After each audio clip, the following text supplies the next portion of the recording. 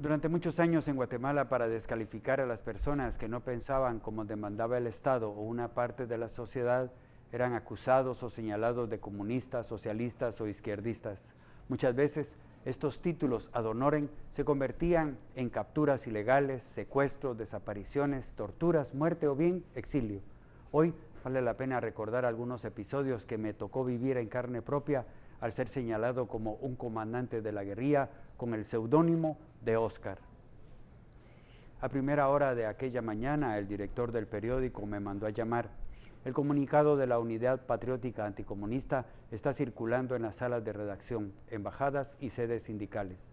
En ese boletín del grupo paramilitar, entre otras personalidades del país, está mi nombre, Haroldo Sánchez, periodista que durante muchos años ha sido enlace entre la prensa y la guerrilla y es conocido como el comandante Oscar. Es un tipo peligroso porque a través de charlas a jóvenes estudiantes ha venido preparando los cuadros urbanos de la guerrilla comunista. Guatemaltecos, estos son algunos de tus enemigos que quieren terminar con el fruto de tu trabajo, esclavizar a tus hijos y robarte tus bienes. Como dije, lo firmaba la llamada Unidad Patriótica Anticomunista. Corría el año de 1994. Ese día en la oficina se podía sentir cierta tensión. ¿Es cierto que usted es comandante de la guerrilla?, me dijo el director extendiendo una copia del documento que yo acababa de leer. A las amenazas de muerte que muchas veces recibí por teléfono, se suma ahora el ver mi nombre en letra menuda impresa en ese comunicado de guerra donde se insulta a hombres y mujeres valiosos cuyo único delito ha sido pensar y enfrentar con la denuncia a la maquinaria del terror oficial. La sensación es de verdad extraña entre miedo e incertidumbre. La ventaja es que atrás quedaron los días cuando una amenaza de esta naturaleza era sinónimo de muerte segura e inmediata.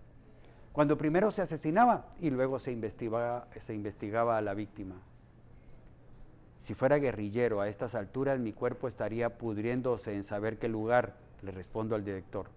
No me venga con que se ha creído esa nota cuando nadie mejor que usted para saber que si yo fuera guerrillero y esto fuera cierto, inteligencia militar me tuviera más que controlado, le respondí al director, un tanto molesto por la desconfianza.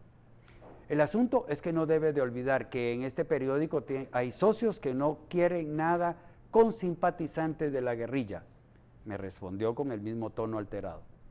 ¿Sabe qué, Haroldo? Mi mejor consejo es que antes que pase algo, mejor llame a una embajada y esté preparado, porque cuando aquí se amenaza a alguien, es mejor salir volando del país, añadió. Un año después, en 1995, de sopetón y sin anestesia, de nuevo amenazado. Eso que el presidente de la APG, Mario René Chávez, tuvo el tino de no mencionar mi nombre por teléfono y únicamente se limitó a decir que en una lista de amenazados de muerte están sindicalistas, miembros de ONGs y varios periodistas, entre ellos Hugo Arce, Carlos Rafael Soto, Otto Morán, Mario Roberto Morales, Marco Vinicio Mejía, Byron Barrera y Maco Quiroa. Por la insistencia de Chávez de hablar personalmente conmigo, me da a entender que yo también estoy en esa lista. Nos reunimos en la sede de la APG y me entregó un documento firmado por una organización paramilitar llamada El Jaguar Justiciero.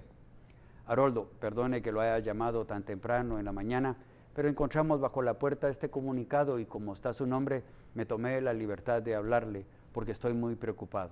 No se preocupe, le agradezco lo que hizo, respondí muy alarmado o más bien ahuevado. Esta mañana, agregó el colega, ha sido de mucha actividad porque llamé a todos los periodistas amenazados y en la PG hemos redactado un comunicado condenando este tipo de cosas. Con el documento en la mano descubro que efectivamente estoy de nuevo con el alias de Teniente Oscar, enlace del Ejército Guerrillero de los Pobres, EGP, con los periodistas.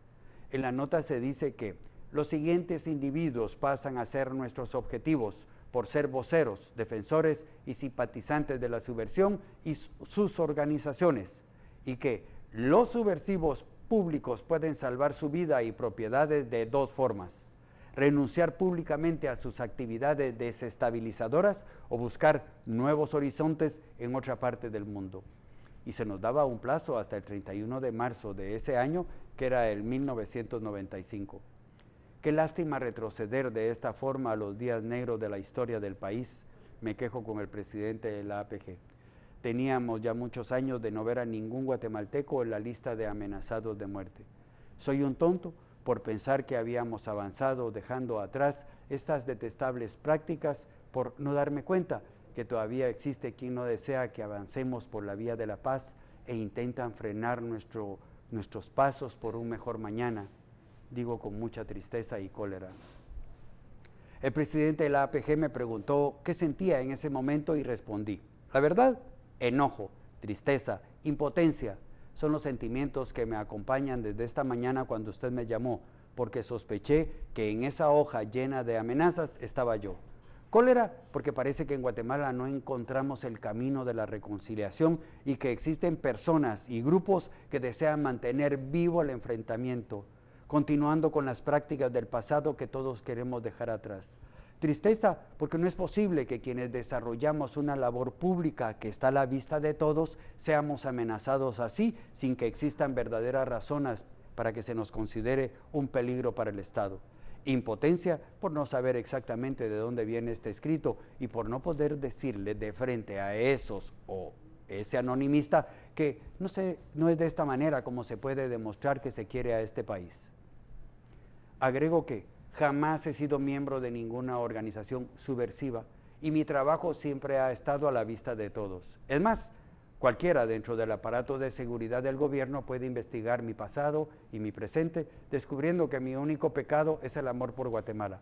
Mi trabajo periodístico también está ahí para que se analice, porque de ser un periodista independiente con conciencia social a ser teniente del EGP hay un abismo, seguí explicando.